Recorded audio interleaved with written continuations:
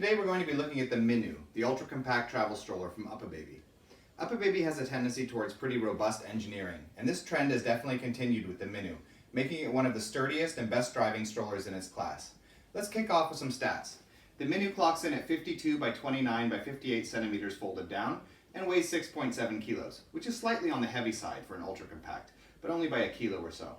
Its advertised weight capacity in Europe is 15 kilos for the seat and 5 kilos in the shopping basket, but as I usually point out, these numbers are controlled by EU safety regulations, and this is advertised as higher elsewhere.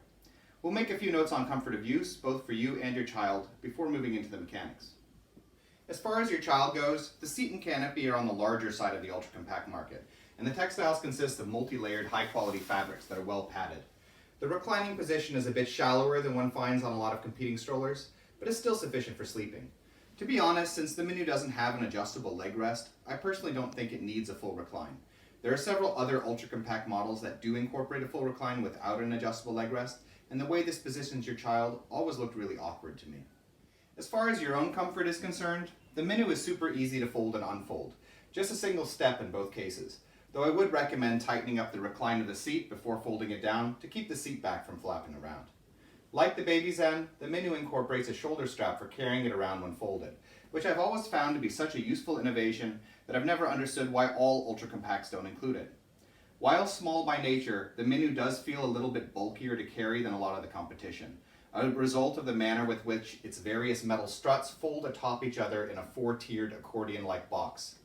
This makes me guess that it's probably worth the time to pack it into a carry bag, as the whole assembly can look a bit sketchy with regards to finger pinching.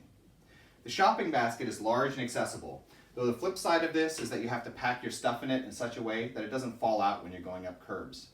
Driving the Uppababy Minu is a dream in comparison to other ultra-compact travel strollers due to its huge wheels and actual suspension, especially in the rear. This is a big plus, and we'll talk about it more in a moment in relation to mechanics. But as a taster, given the lower load capacity, I would argue that the overall drivability of the Minu even exceeds their next largest model, the Cruise.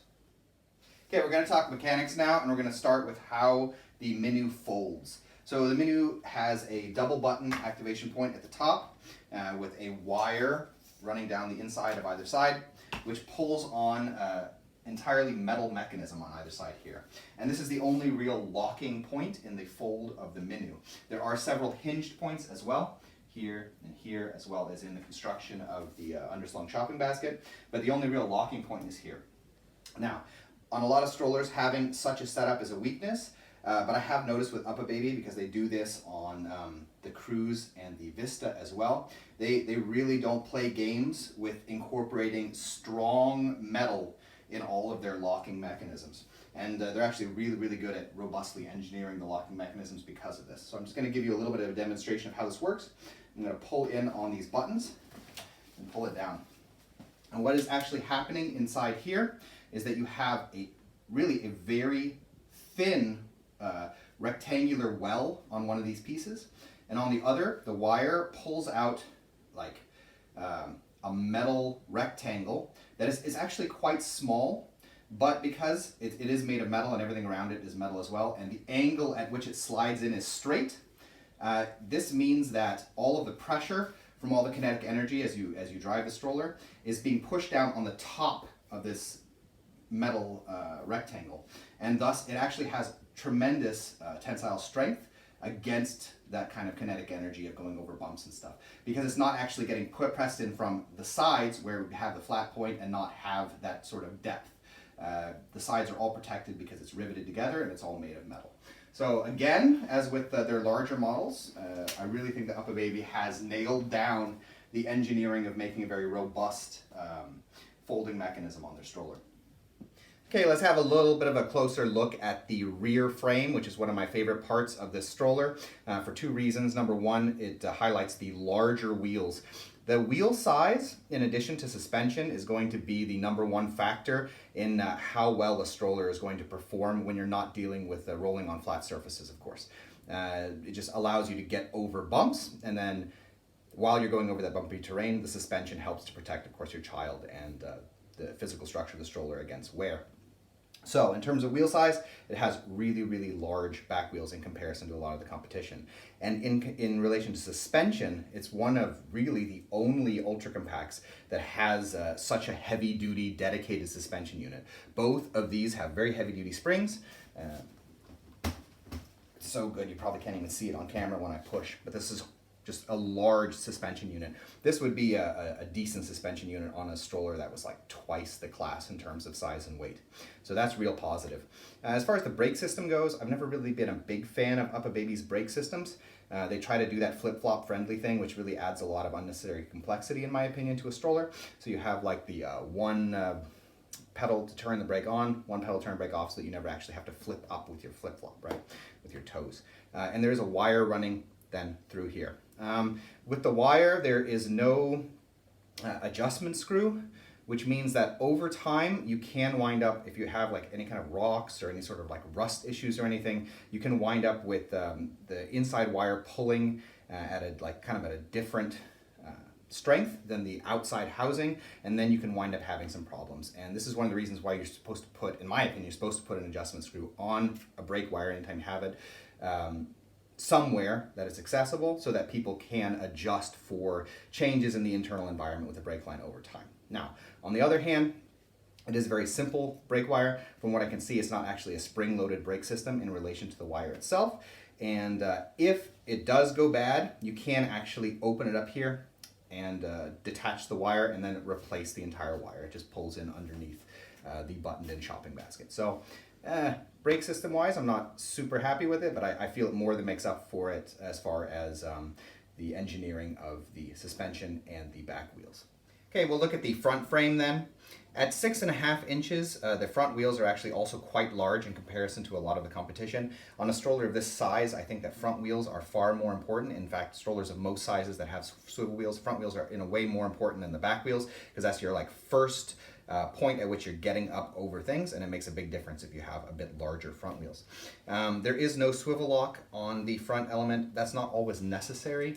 They have designed the axle in order to have sort of an inbuilt protection against what I like to call wobbly wheel syndrome, which means that if you haven't built the connection point between the forks and the frontal housing well enough, then after time that axle can kind of widen out the frontal housing, and then when you try to go at speed, it wobbles a lot. So when this is built well, as it is here or on Bugaboo Ant or Baby Zen Yo-Yo, you don't really need to have a swivel lock.